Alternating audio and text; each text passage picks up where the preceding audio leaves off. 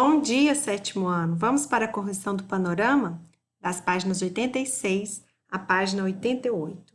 Então, antes de ler o conto, um conto literário de Luiz Fernando Veríssimo, que tem como título Emotiva, nós vamos analisar primeiramente, antes de saber do que se trata a história. Então, antes de ler a história, eles estão perguntando para a gente se a gente consegue identificar sobre o que será contado ao ler apenas o título.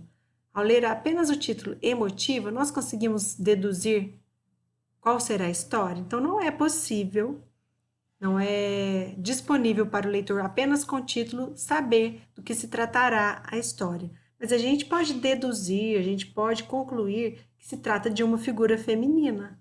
Então, a figura feminina será abordada nesse texto e, com certeza, ela é uma pessoa que age com emoção, por isso o título emotivo. Vamos à leitura do texto. Emotivo. Quando a Maria Helena engravidou, era o primeiro filho e ela ficou muito emotiva. O Raul descobriu isso um dia quando entrou na cozinha e a encontrou sentada na frente de uma torrada chorando. Levou um susto. Que foi? Maria Helena nem podia falar. O que foi, Maria Helena? Tá sentindo alguma coisa? Maria Helena soluçava, sacudiu a cabeça, apontou para a torrada e conseguiu dizer: essa torrada. O que tem a torrada? Ela estava começando a se controlar. Não tem nada. É que eu vi a torrada assim, no prato. Maria Helena caiu de novo num choro convulsivo. Só muito depois pôde explicar que a torrada daquele jeito a deixara comovida. Que jeito, Maria Helena? Assim, no prato, sozinha, com as bordas queimadas, coitadinha. Sei lá, O choro não deixou Maria Helena terminar. No outro dia, foi uma nuvem. Maria Helena chamou o marido para ver pela janela aquela nuvem. Uma nuvenzinha cor-de-rosa. No fim do dia, tão. E Raul teve que amparar a mulher, que chorava a ganir contra seu peito. Passou todo mundo a esperar as crises emotivas da Maria Helena. O Raul telefonava para os amigos. Contava. Desta vez, foi aquele comercial da TV, dos detergentes. Ela ficou com pena do que não lavava tão branco. Chorou a noite inteira.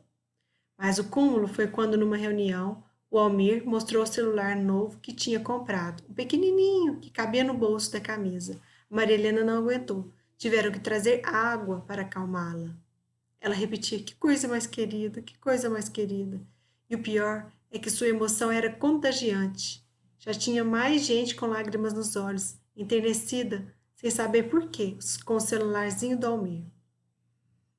A reunião acabou. O Raul não vê o dia de o bebê nascer. Então, como se classifica o narrador do conto? Justifique sua resposta. Gente, nós vamos fazer uma resposta diferente dessa apostila, tá bom? Nós vamos dizer que o narrador é o narrador onisciente, porque a gente sabe que o narrador onisciente sabe tudo. Ele sabe o que as suas personagens sentem, ele sabe o que elas esperam, qual é a expectativa delas. Então, no fato, a gente observando o fato de Raul sentir muita vontade de que seu filho nasça para que essas crises emotivas da esposa acabem, o narrador está conseguindo ler os seus sentimentos, as suas esperanças, as suas expectativas. Então, é um narrador onisciente. E o que nós vamos responder? É um narrador onisciente, na terceira pessoa. Você vai pegar esse trecho. O Raul não vê o dia de o bebê nascer, ou seja, ele mostra a expectativa do pai da criança para que ela nasça, ok? Quem são as personagens e qual é o cenário onde o enredo se desenvolve? As personagens identificadas são o casal Maria Helena, Raul, seu esposo, e o colega Almir. O conto se passa na casa do casal e em uma sala de reunião, ok? Já no primeiro parágrafo, há uma explicação que justifica a escolha do título do conto. Que explicação é essa?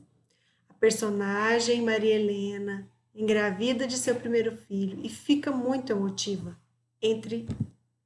Não, né? Aliás, essa é a explicação, mas está lá no primeiro parágrafo, ok? Se a gente retirasse o primeiro parágrafo, deveríamos colocar essa. Mas aqui é uma explicação. Na número 5.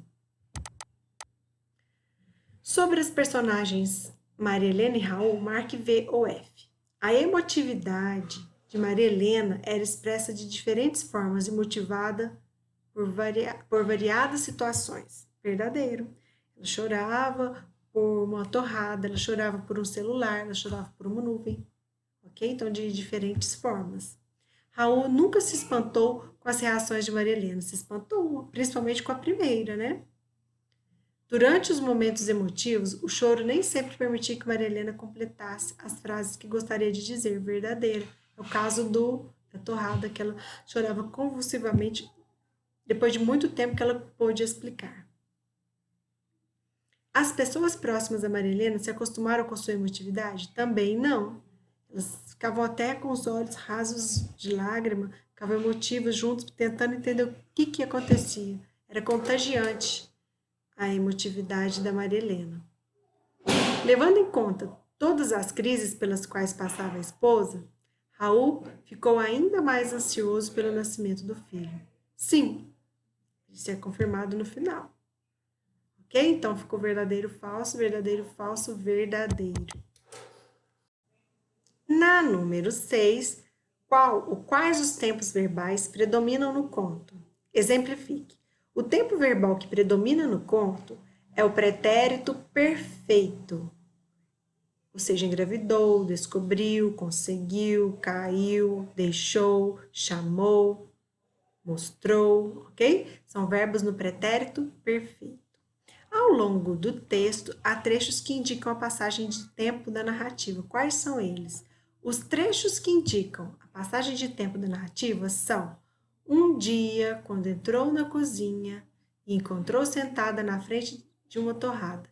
Então, mostrando que um dia, ela sempre tinha o hábito de ser emotiva. E um dia, passagem de tempo, que ele se deparou com uma dessas crises emotivas dela. Foi a primeira, por exemplo, né?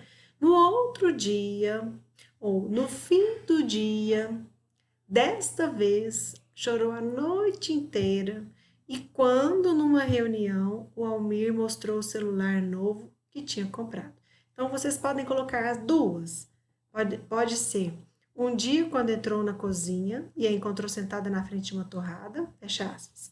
E quando, numa reunião, o Almir mostrou o celular novo que tinha comprado. Ok? Pode ser essas duas.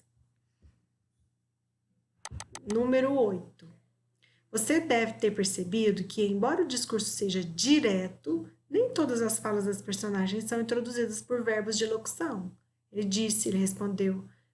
Que outras formas são utilizadas no texto para apresentar essas falas? A primeira fala do texto é antecedida de uma oração com um verbo que não é de locução, seguida de 2 pontos.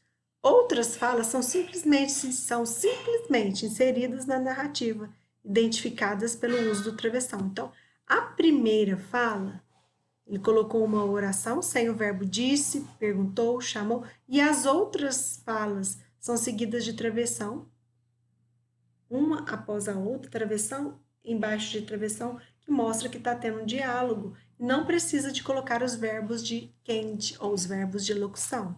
Ok? Então, a primeira fala do texto, o que vem antes dessa primeira fala é uma oração sem verbos de locução e as outras também são seguidas apenas com o uso do travessão.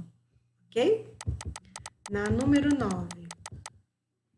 Leia novamente o trecho. E Raul teve que amparar a mulher que chorava de ganir contra o seu peito. Consulte um dicionário o significado da palavra ganir. O ganir é um ato realizado por cães para expressar dor e ou medo. Au, au, ganir. Porque o uivar é lobo, né, gente? Então ela gania, chorava, se lamentava. Ok? No contexto do conto, qual o motivo de o autor ter usado esse verbo ganir?